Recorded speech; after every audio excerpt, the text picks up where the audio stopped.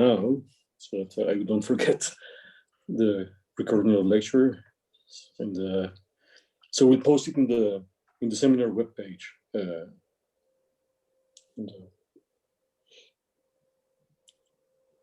think, yeah, 1 more minute and we start.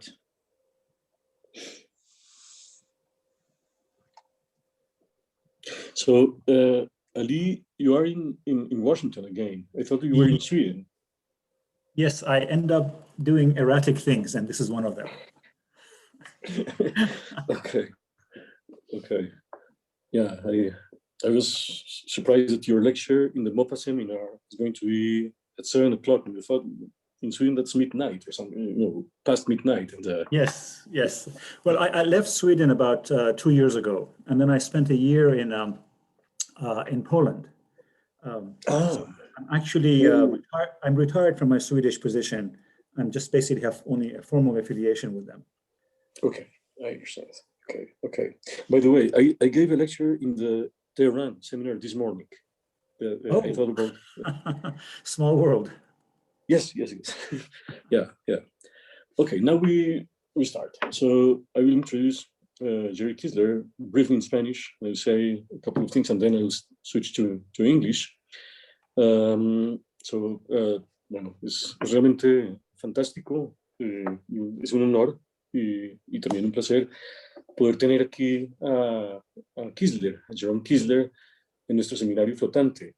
La historia de Keisler y sus conexiones con Bogotá son de muy vieja data.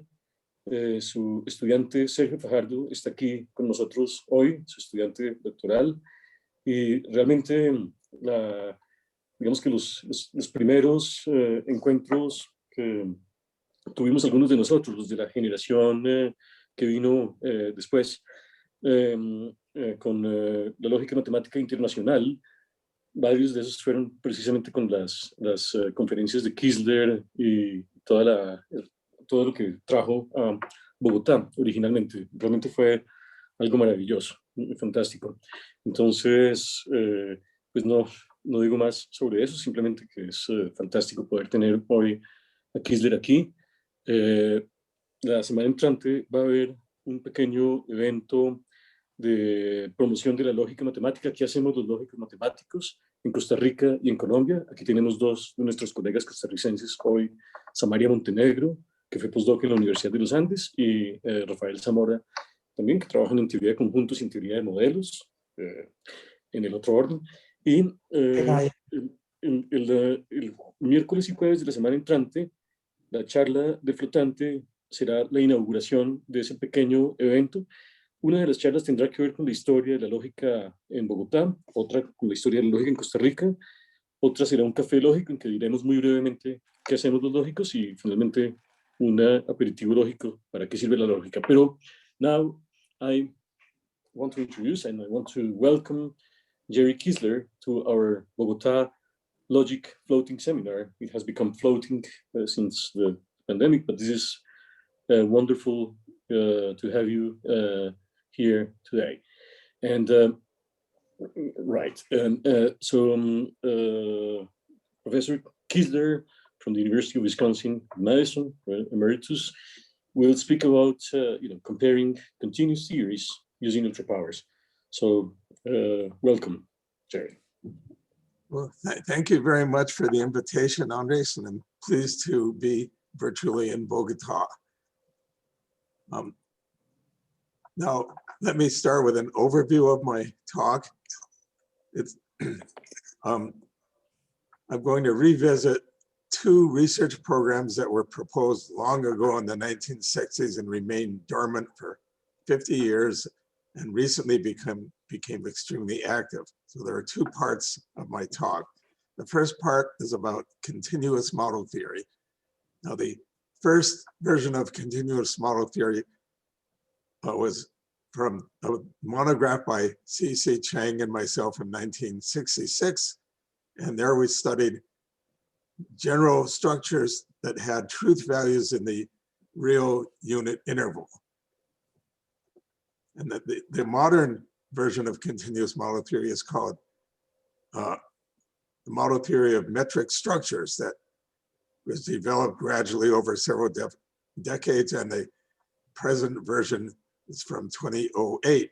And there, this kind of model theory studied general structures with additional things. They're equipped with a metric and a uniform continuity bounds for all the predicates and functions. And this has become a very highly developed branch of model theory. A very active area. Now I'm going to talk about some recent results that allow us to extend this extensive metric model theory to general structures which were like the original manuscript of Chang and myself.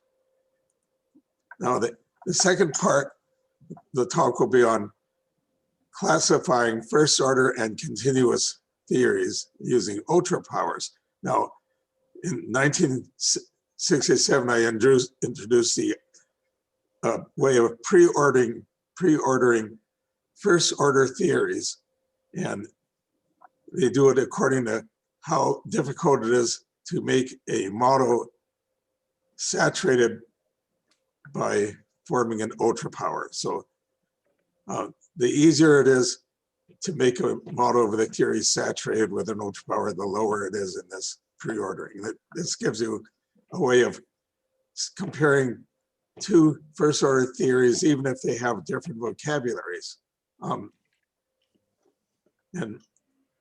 again, for many decades, nothing happened shortly after the project started. But in recent results mainly by Melioris and Shayla, they showed that there was a remarkable series of papers where they showed many things, and especially that this pre-ordering has infinitely many equivalence classes and usefully classifies simple first order theories.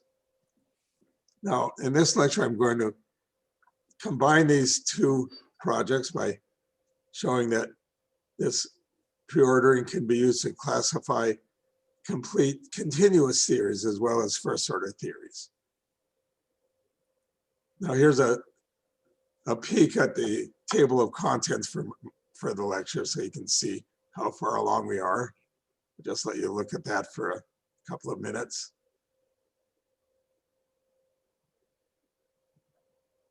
So now I'll starting with discussing two flavors of continuous model theory. Now the first flavor is this study of general structures, which are like first order structures without equality, but their predicates and formulas have truth values in the real unit interval instead of just true and false.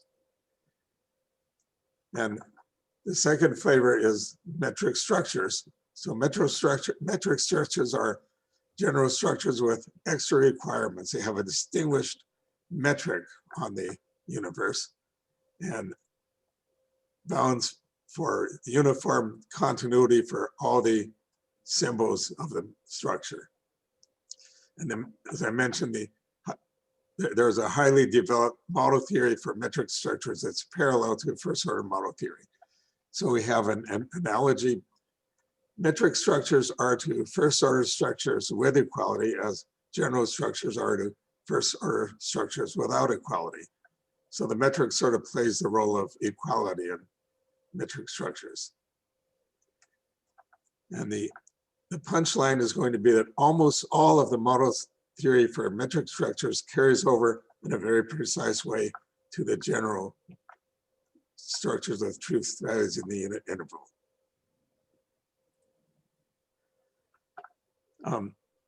So let me first say something about the model theory of general structures that came from that 1966 monograph of Chang and myself.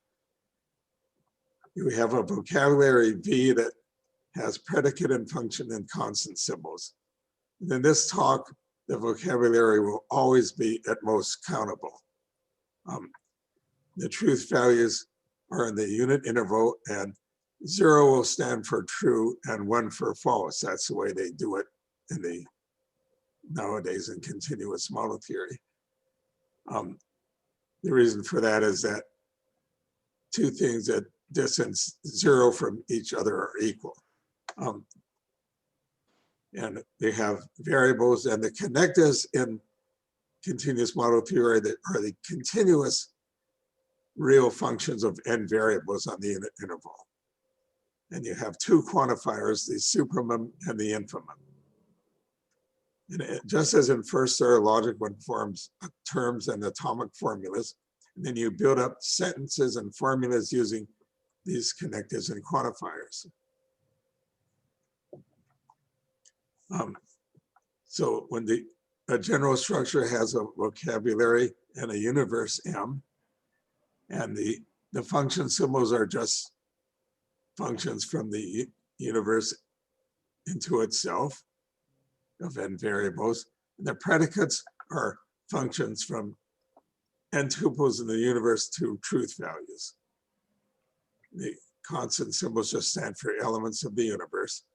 And then you can define truth values of formulas in the natural way, just that you would expect by induction on formulas.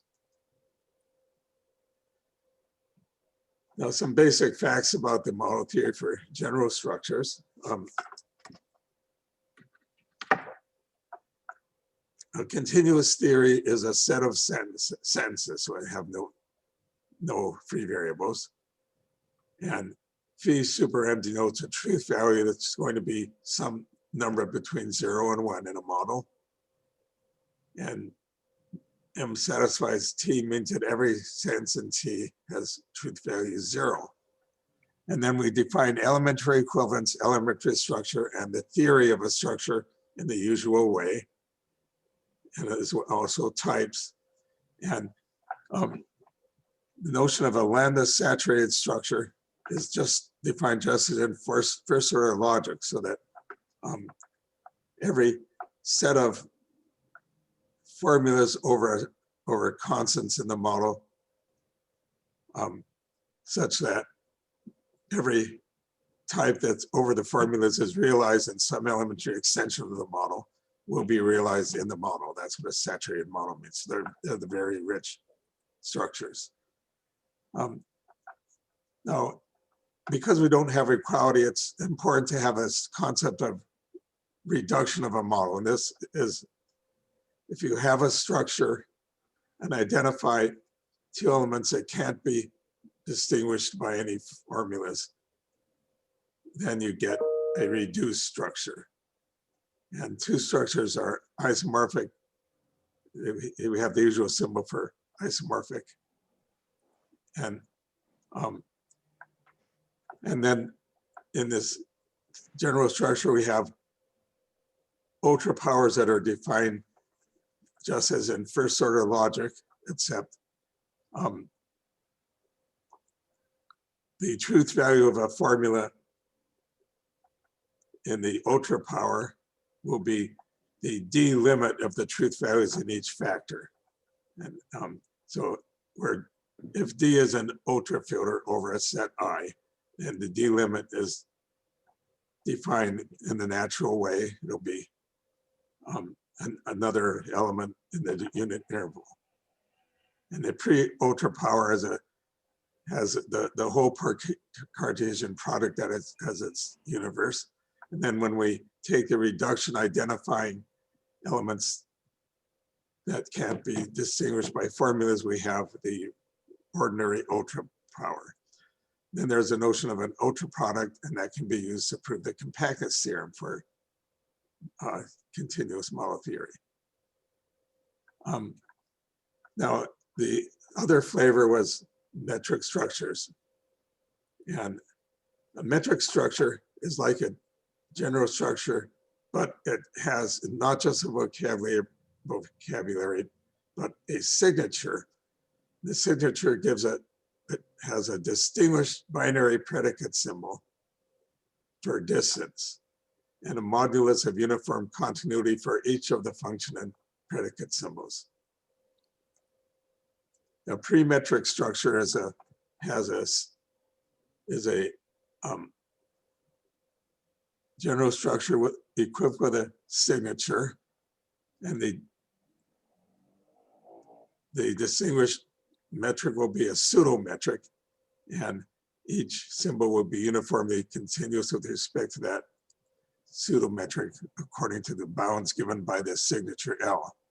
And that one can then prove that in a pre-metric structure, the truth value of each formula is also uniformly continuous in the variables. A metric theory is just a set of sentences equipped with a signature such that every general model of this set of sentences is a pre-metric structure. And a metric structure is a pre-metric structure where the distance is a complete metric instead of just a pseudo-metric. So these are the two flavors of continuous model theory.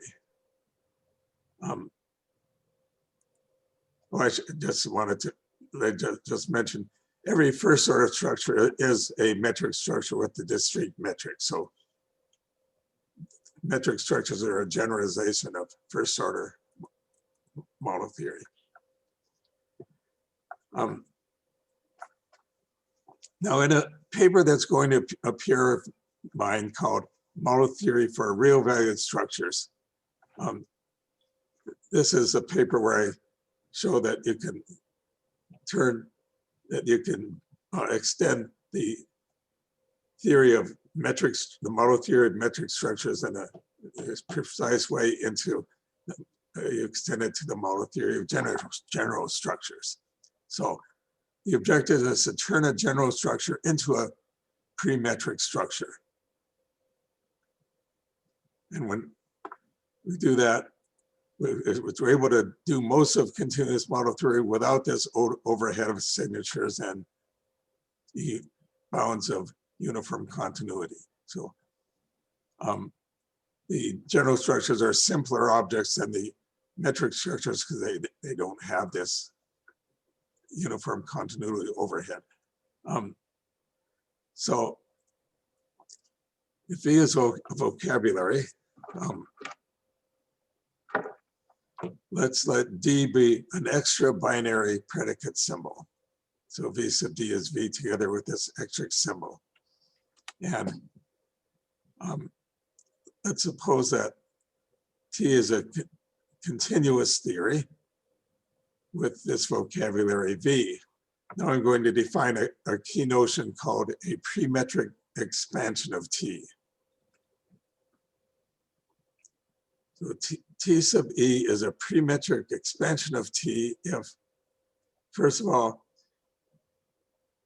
T sub E is a metric theory and it has a signature that's over the vocabulary V with this extra distance predicate D.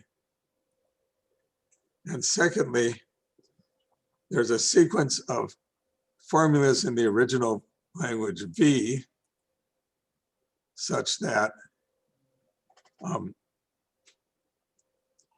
first of all, you see the kth formulas, the k plus first formula is always within 2 to the minus k of the kth formula. This means that this sequence of formulas converges in an exponential way. And secondly, the general models of T sub E are exactly the structures that you get from models of T by adding the limit of this sequence of formulas D sub K as K goes to infinity to the vocabulary. And we call M sub E a pre-metric structure.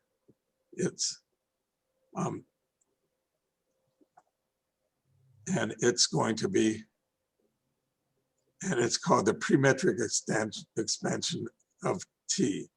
So M sub E is going to be it's always going to be a pre-metric structure because we're saying, by definition, T sub E is a metric theory. So this is a notion of expanding a general structure to a pre-metric structure by adding a distance that is a limit of formulas this way. So a key theorem, the metric expansion theorem, is that every continuous theory has a pre-metric expansion. And then there's a uniqueness fact that goes along with this.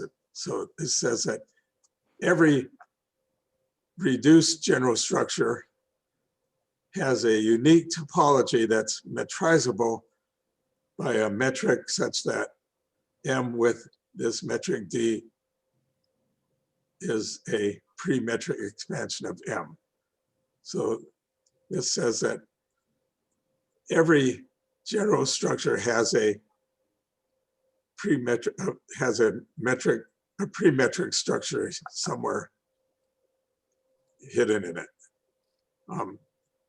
And in general, this will not be a complete metric, but in every pre-metric structure has a unique completion that's a metric structure in this. And so if you started with a general structure and took a pre-metric expansion, then you can complete it to get a metric structure. Now this result has far-reaching consequences that let us extend most of this extensive model theory for metric structures to general structures. And now we have an analogy. Metric structures are to complete metric structures as reduced general structures are to metrizable space, topological spaces.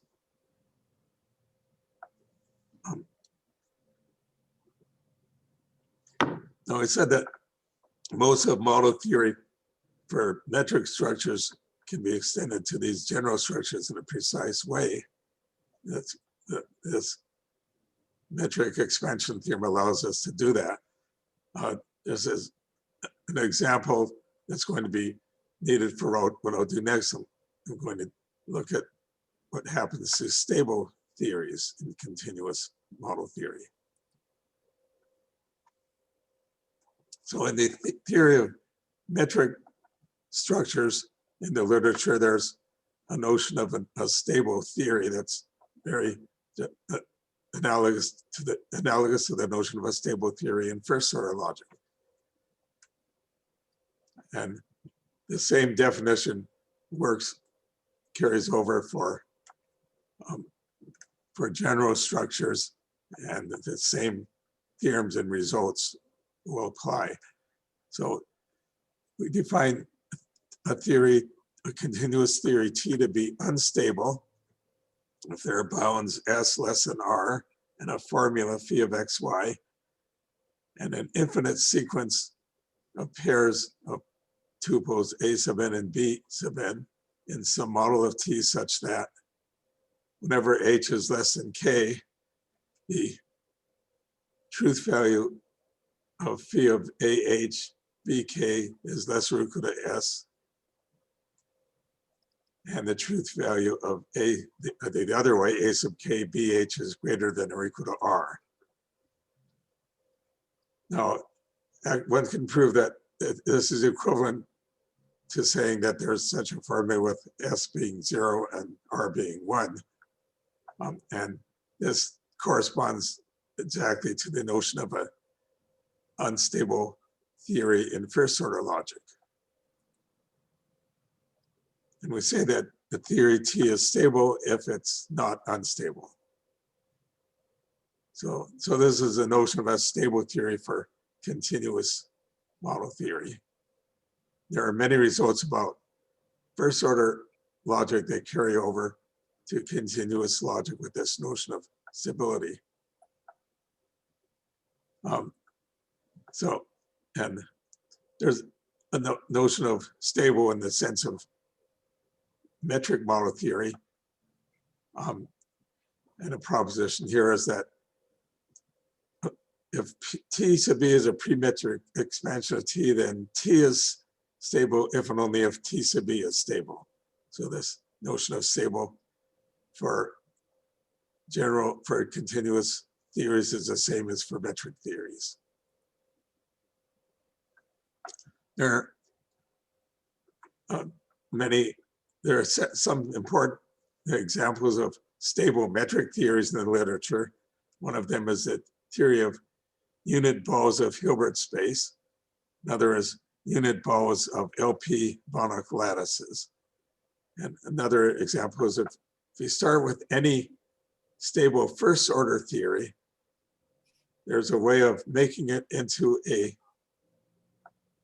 metric theory by replacing the elements of the first order structure by random elements in a natural way. And that's called the randomization of the first order structure. The randomization of a first order structure is always a metric, or at least a pre-metric structure. And if you start with a stable first order theory, then the result of Benyakov and myself show that the randomization is a stable metric theory. So this gives another big source of examples of stable metric theories.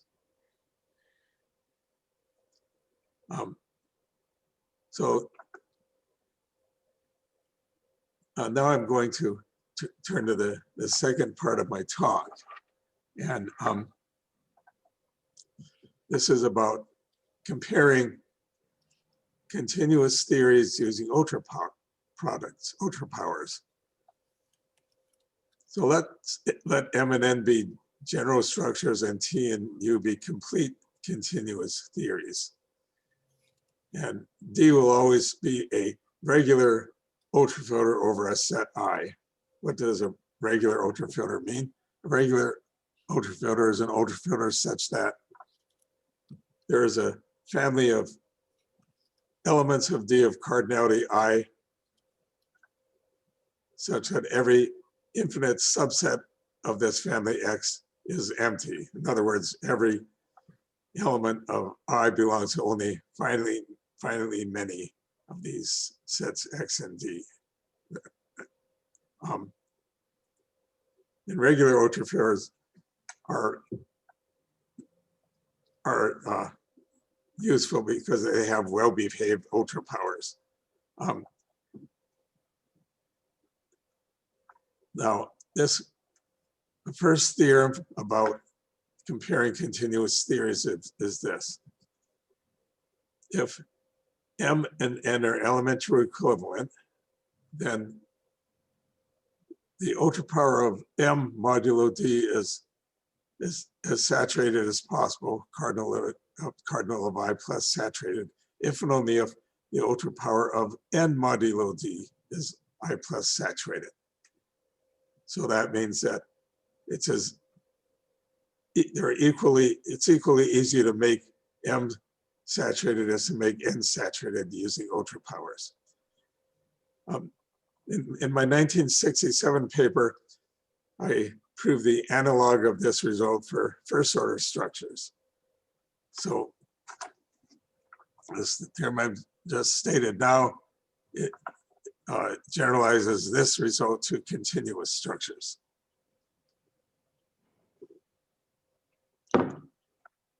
Now, this theorem is a starting point for a way of classifying theories using ultraproducts. And so we'll make some definitions here. So we say that D saturates T if the ultrapower of any model of T modulo D is cardinal of I plus saturated.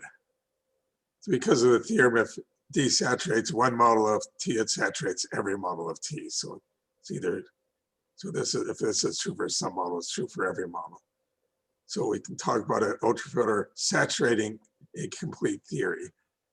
Sat of T is a class of regular ultrafilters that saturate T. Now I can define a pre-ordering between complete theories. This is sometimes in the literature called the Keisler order. So we say that T is below U if the sat of T contains sat of U. So any ultrafilter that saturates U will saturate T. And T is strictly below U if we have proper inclusion. So T below or equal to U by this ordering means that T is easier to, or at least is easier or the same difficulty of saturating as U is by an ultrapower. So the project, so we have, and then T sub triangle is the equivalence class. When you identify, the class of equivalence classes under this ordering is a partial ordering. So if we let G be for general theory be this set of all equivalence classes of general theories under this, of continuous theories under this ordering, then we get a partial ordering. So we have a partial ordering of all complete continuous theories. And so the hope is that this can be used to classify complete continuous theories.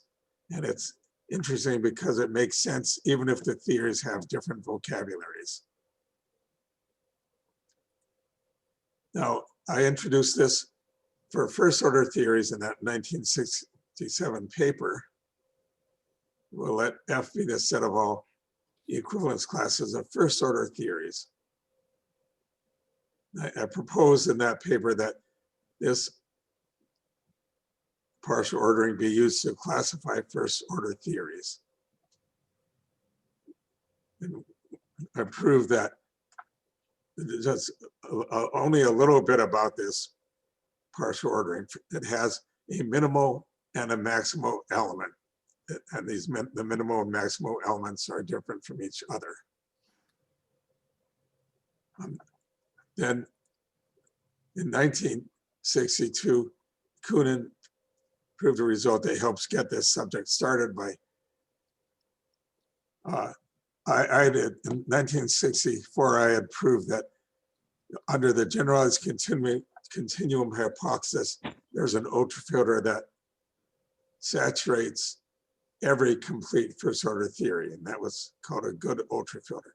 And Kunin proved this, that this holds without the generalized continuum hypothesis. It proved in ZFC that there is an ultrafilter that saturates every theory. And also in 1962, Shayla proved a nice collection of results about stable theories that tell more about this, this partial ordering of equivalence classes of first order theories. First of all, every minimal theory is stable. Secondly, the set of stable non-minimal theories is an equivalence class, so that any two stable non-minimal theories are equivalent to each other. And of course, the minimal theories also form the equivalence class. So we have, among the stable theories, there are just two equivalence classes in this ordering. And then he also proved that these two equivalence classes are the first two orderings, the first two equivalence classes in the ordering of first order theories. And for every equivalence class, H and F, H is either the minimum class, the class of stable non-minimal theories, or it's strictly greater than the stable non-minimal theories. So we have it, the first two classes, and then nothing more was known about what happens to this ordering above the stable theories. Then very little progress was made on this project for 50 years or so. But finally, a breakthrough was made by Marianne Malliaris in 2012. And when she proved that, see, let T sub R super RG be the theory of the random graphs. Now we know that the theory of random graphs is not stable, but it is simple. And she proved that every theory that the theory of random graphs is minimal among, well, she proved any theory that's less than or equal to the theory of random graphs is simple. So it's a simple theories form.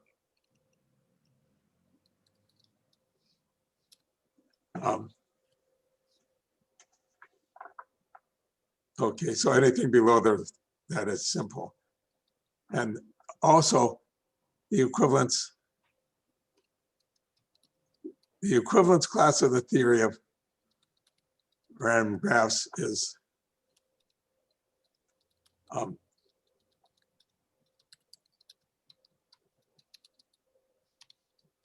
well, every equivalence class of first order theories is either the minimal class, the theory of stable non-minimal, the class of stable non-minimal theories, or the class of the random graph, or strictly greater than the theory of the random graph. So we have, we now have the first three classes in this ordering of first order theories, or the minimal class, the stable non-minimal class, the class of the random graphs, and everything else is strictly above that. And then this remarkable series of papers by Malliaris and Shayla in the last few years. And there was also a paper about Ulrich. These additional facts were shown. First of all, the theory of random graphs is not maximal. So that means that there are at least 4 equivalence classes now in this ordering, because there are these first 3, and then the maximal classes above the equivalence class of the random graph.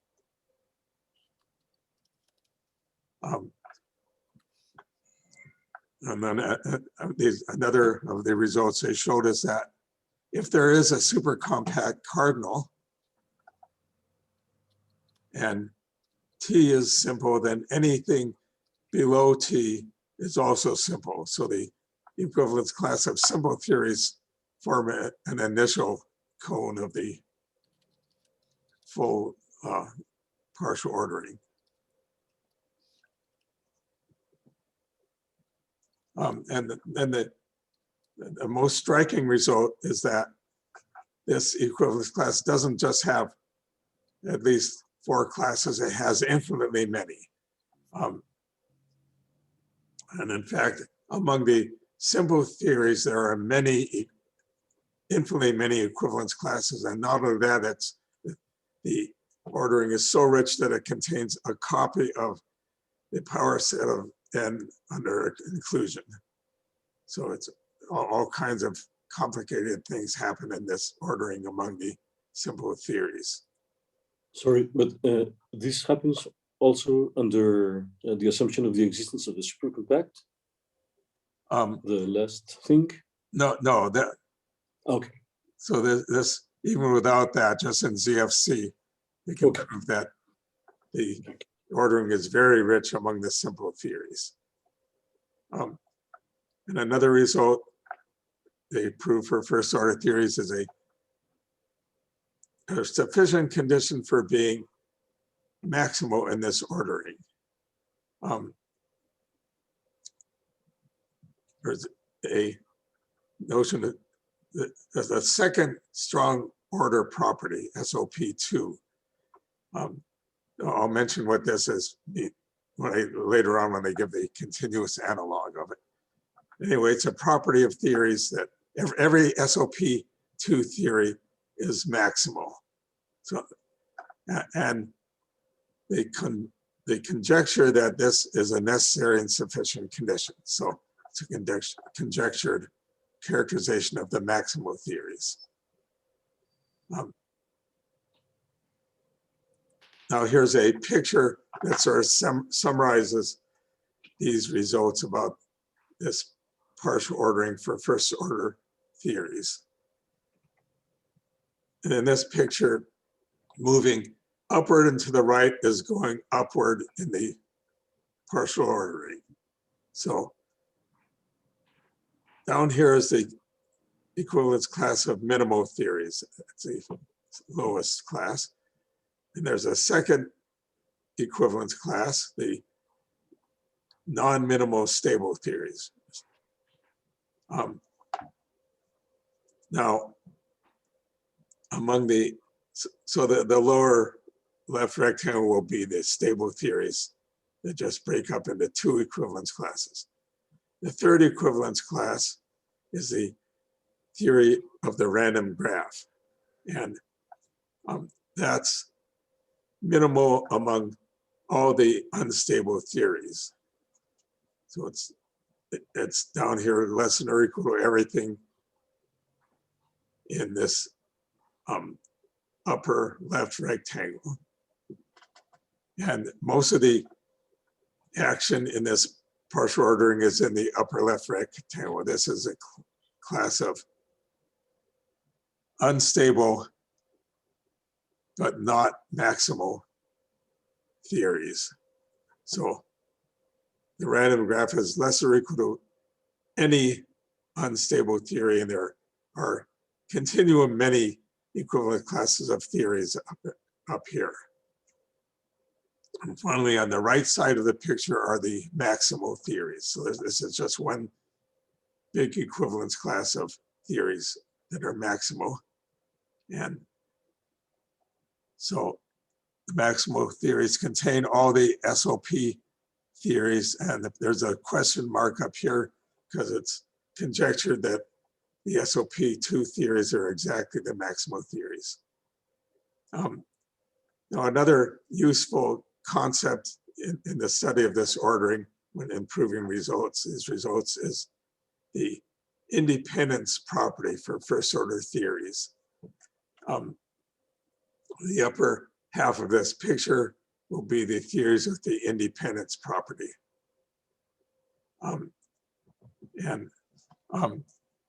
So it's as a result of, from a result of Shayla, we know that a theory is unstable if and only if it's either SOP2 or has the independence property. So now this is useful because if you know that a theory is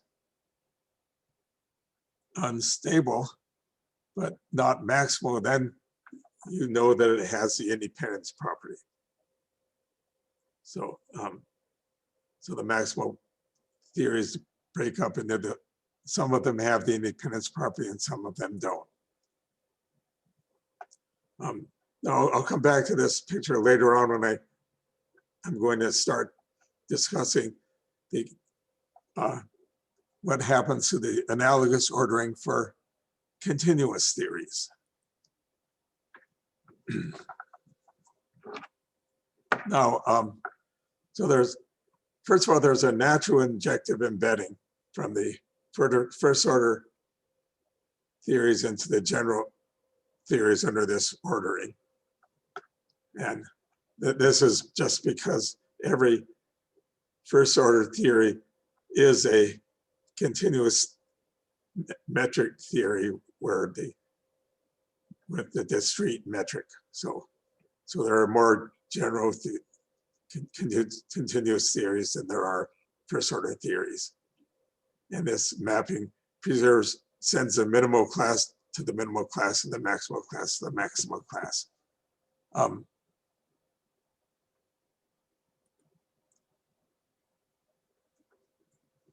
Now, one theorem is that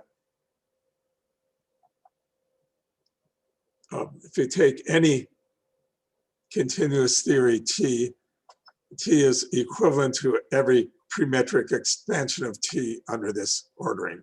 So this ordering really looks the same on the metric theories as on the more larger class of continuous theories.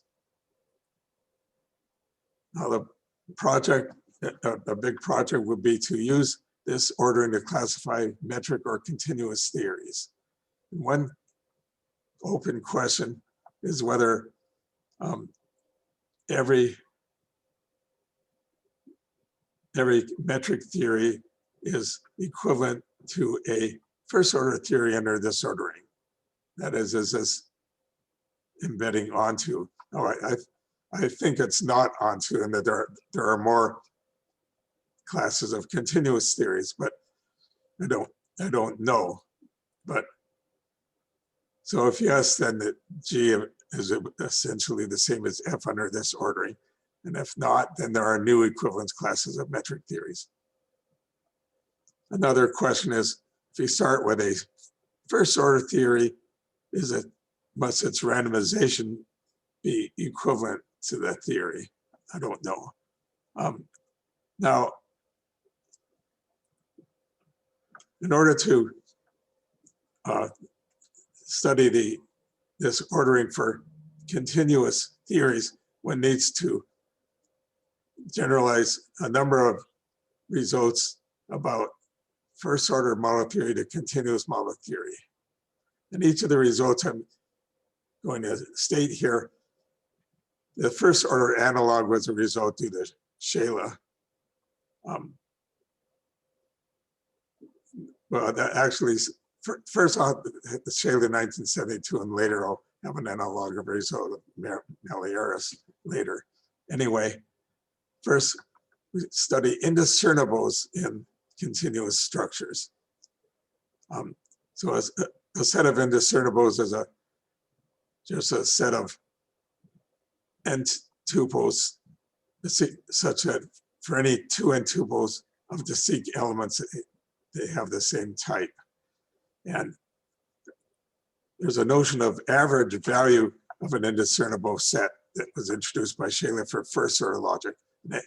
The analog for continuous logic is if you have a set of parameters in M and an infinite set of indiscernibles, then the average value of a formula phi at these parameters B, let's see, is there exists an average value that is such that all but finally many parameters in this indiscernible set are within epsilon of this average value for every epsilon. So this exists, and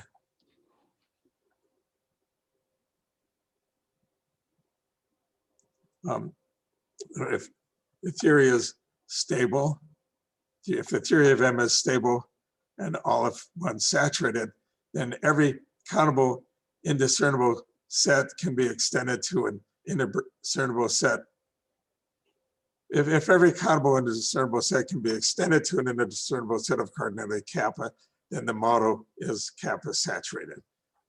So this is an analog result of Shaler for first order logic that turns out to be true for continuous logic. And now some other results that I need for continuous logic. Shaler introduced the LCA of an ultrafilter, it's the least infinite cardinal, such that some element of the ultrapower of the natural numbers has kappa predecessors. So it's the least lower cardinality of D, we call it. And then there's a lower cofinality of D, is the smallest size of a co-initial set of infinite elements of the ultra power of the natural numbers. So the ultra power of the natural numbers has non-standard infinite numbers, and the co-initial set of the co-initiality of the infinite elements is called the LCF of D, and that's less or equal to the lower cardinality of D. Shaley used these, and he showed that there exists an ultrafilter D such that the lower cofinality is less or equal to the set over which D is an ultrafilter, and that's strictly less than the lower cardinality. Now here's a theorem for continuous theories. The theory of M is stable if the theory is stable and the ultra power is LCA of D saturated. If a theory is stable, then the ultra power is LCA of D saturated. And if the ultra power is LCF of D plus saturated, then the theory of T is stable. So this is, and then the theorem is that T is stable if and only if SAT of T is contained in all the ultrafilters such that I is less than LCA of D. Call that's a certain set of ultrafilters called the LCA set. And T is unstable if and only if SAT of D is contained in the LCF set. This LCF set is a proper subset of the LCA set of ultrafilters. Now, 3, if T is stable and U is unstable, then T is strictly less than U in this ordering. And it follows that every minimal theory is stable, but then a lot more also follows.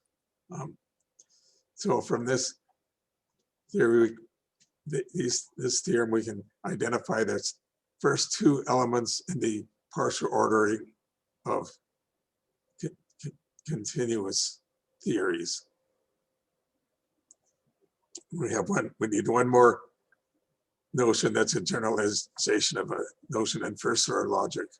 We'll say that T has a finite satisfaction property if for each formula phi there's an n such that every finite set of formulas of the form psi with parameters, if every subset of size at most n is satisfiable, then the whole set is satisfiable. So there's an n such that every finite subset of size lesser or equal to n being satisfiable implies the whole thing is satisfiable. Let's see.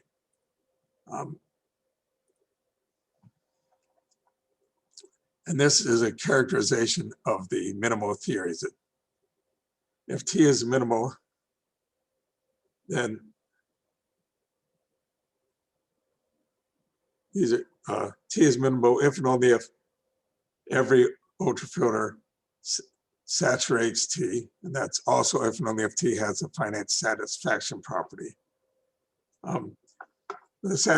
The first order analog of the finite satisfaction property is called not the finite cover property. So this is, again, is a generalization of a theorem for first order theories to continuous theories. Now let S and M be the stable non-minimal theories. So the corollary of the theorems I've stated so far is that the first 2 elements of this partial ordering of continuous theories are the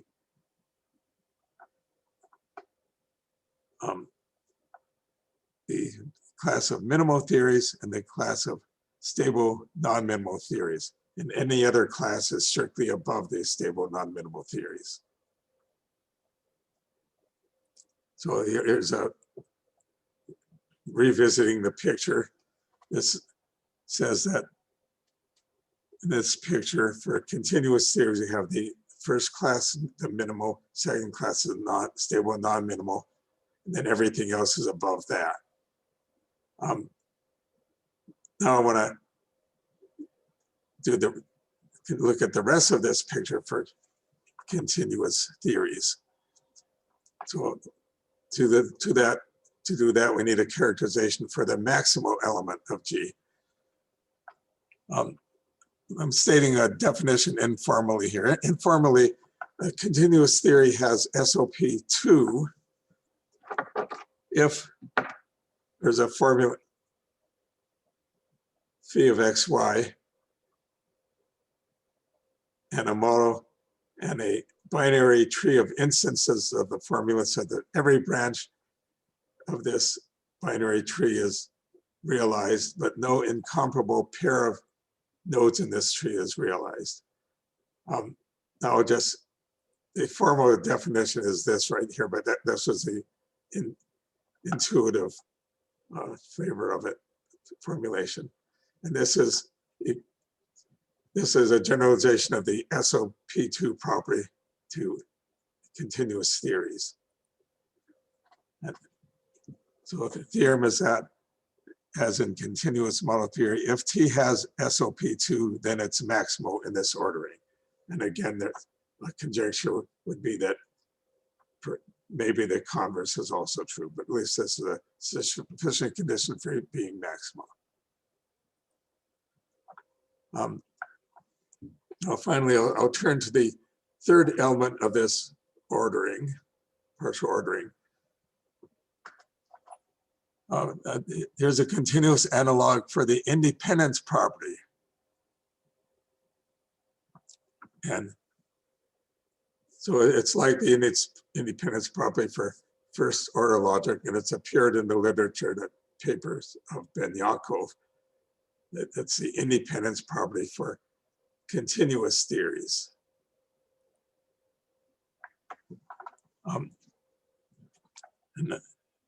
So theorem, if T is unstable, then either it has SOP2, and thus it's maximal, or it has the independence property.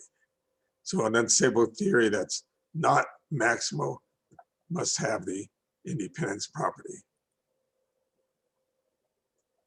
Now, TRG is just the equivalence, is just the first order theory of the random graph. And now let's look at its equivalence class among all continuous theories. That's RG sub G here. And the last theorem I'll state is that the third element of this partial ordering of continuous theories is the first order theory of the random graph. So if you take any continuous theory, if it's unstable, then it's greater than or equal to the theory of the random graph. So the theory of random graph is the minimal unstable theory. And for any equivalence class of continuous theories, H is either the minimum theory, the class of the stable non-minimal theories, the class of the random graph, or strictly greater than the theory of the random graph. And again, we have, this gives the rest of this picture here. So now the partial ordering on general theories also fits this picture. Again, we know that there are continuum many equivalence classes of general theories that are unstable and not maximal, because all the first order equivalence classes of first order theories are also different among continuous theories. So we have this picture, and then again, we have the maximal theories that contain the SOP theories and might be equal SOP2 theories. So this concludes my lecture. Just here's a list of some of the important references for what I discuss in this talk. So thank you. Very much. That's so it was fantastic. Thank you. So now the round is open for questions from anyone. Anyone who wants to ask a question, please. I have a small question, if I may. Please. So I'm actually wondering about what happened with the Keisler order when you consider the randomization of a structure, right? So I suppose that if you consider the randomization of a stable structure remains stable, and therefore it is in the first or the second minimal classes with respect to the Keisler order. Yes. What happens if you consider, for example, a simple unstable structure, say first order structure, and then consider randomization? Well, Ben-Yaakov proved that if you have a simple unstable first order theory, then its randomization is not simple. It has what the property called. There is an example, or every simple unstable theory just become TP2 when you consider the randomization? Well, pardon me. If you take first of all, a first order theory is stable if and only if its randomization is stable. And also Ben-Yaakov proved that a first order theory has the independence property if and only if its randomization has the independence property. But if you start with a simple first order theory, if it's stable, its randomization is stable, but if it's unstable, its randomization is not even simple. Okay. So the simple theories get messed up when you take randomizations. At least that's because of the way simple was defined by Ben-Yaakov for continuous theories. It might be that there's some other alternative notion that would work differently. Yeah, thanks. Any other question? Anyone? I have a quick historical question. I was wondering, Jerry, given the fact that your book or monograph with Chang came out in 66 or 60, I guess 65, right? Yes. And then there is a famous paper on fuzzy set theory at about the same time by Lutfi Zadeh. And I think he was based in Berkeley, and you guys were in Southern California, or were you in, I think, Northern California? I wasn't sure where you were at that time. So my question is whether there was any dialogue between you and Chang and Zadeh, or if this is just totally accidental that your work came out at about the same time. I think it was accidental. I never met Zadeh. When I was a graduate student at Berkeley, I was working with Chang, and we had some first version of this continuous model theory book that we developed then, and then there was a couple of papers, and then the monograph published in 1966. Okay. But Chang had worked before that on model theory for Lukasheva's logic. It's kind of amusing that there was no interaction between these two trends. I realized that the fuzzy set theorists and logicians were mostly working on in the applications and engineering, but given the proximity of ideas, it's interesting that there's been minimal interaction. Yeah, right. Yeah, so we were thinking more in terms of generalizing Chang's ideas on model theory for Lukasiewicz logic, and which is a form of many-valued logic. And I've got one question. Maybe ask a question, and if anyone wants to ask another question afterwards. But it is related to Dario's question on simple and stable, because in a way, there are many parallels between continuous model theory, at least Ben Jacob, Bernstein, Hansen, and Yuvin, and Zvyatsev. But there are also places where the parallel breaks. And in joint work with Bernstein and Hittinen, we kind of hit one of these places, because when in first order, regular things, you take an omega stable theory and you take an expansion by predicate, you usually jump to simple. That was Chatsidakis, and we tried to do that with Alex Bernstein first, tried to prove it was simple using definition, the Ben Jacob definition, and didn't work. And then it turned out to have a tree property, so it was outside of simple. So again, the same kind of phenomenon, something that should be simple, and that should. And then there was this conjecture. As far as I know, it's a conjecture. I'm not sure. Maybe because it is related to this discussion. Ben Jacob said that if a theory does not have geodesics, and I don't have a nice definition for that, then, if it does have geodesics, then if it is simple, it has to be stable. So somehow the simple and stable area, which was Dario's question, and your answer kind of becomes empty.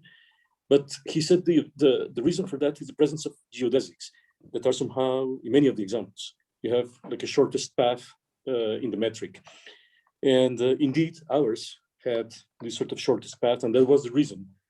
There was some kind of noise coming from the continuous model theory situation that was not present in the discrete one. Mm-hmm. So my question is, do you think this way of comparing structures, and especially, can it detect differences between continuous and discrete? Is that is there some way of using that to detect some breaking, some discontinuity, so to speak, in the transfer between regular model, discrete model theory and the continuous model theory, first order? Do you see a role for that? Well,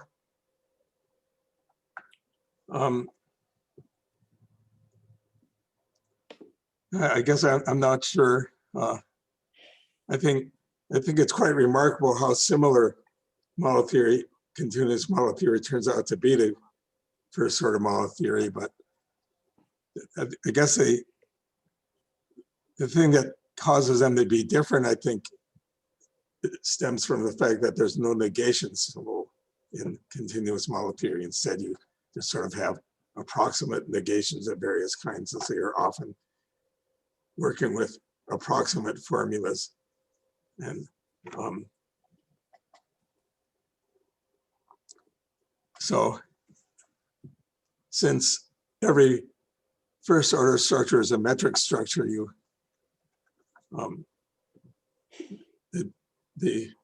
I guess the differences would only come up when you have continuous structures that have new phenomena somehow. That, yeah. I guess that's a, so I don't know. So, but do you have you have the question whether there is an onto map between the F ordering and the G ordering? Right. You had. Do you have conjecture of? Do you think it is that there is no? Well, if there is no such map, you'd have new degrees, new equivalence classes.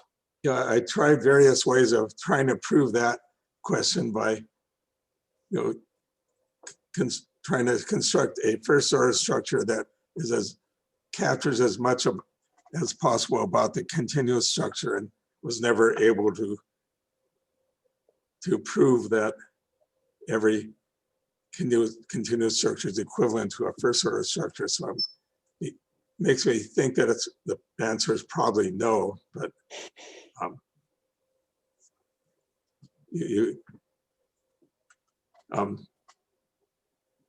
in the same, I don't know.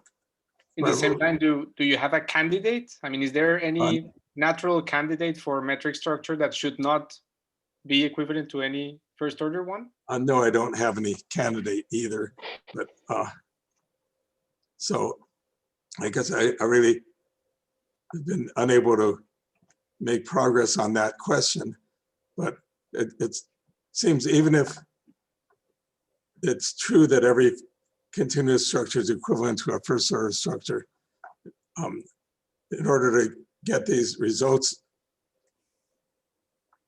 about the behavior of this partial ordering for continuous theories, when it was still necessary to extend many results about first order model theory to continuous model theory. So it was a useful test problem, at least for that purpose. But I think that open question is interesting. I don't know the answer. Don't have a guess.